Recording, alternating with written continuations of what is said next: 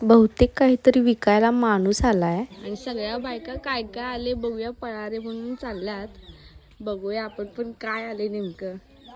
आपण जर सिटीत राहत असलो तर आपल्याला पाहिजे असलेल्या वस्तू आपल्या आसपास भेटून जातात, पण खेडेगावात तसं नाही.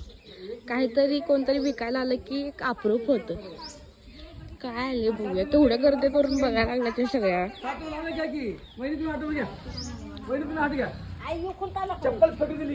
कोण बघते पहाड मारली की काय आहे विकायला तर चप्पल.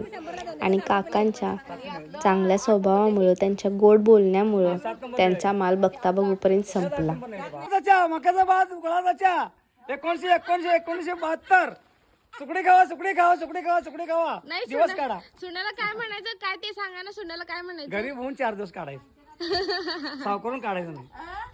बघा सगळं बरोबर आहे काय? बरोबर आहे काय?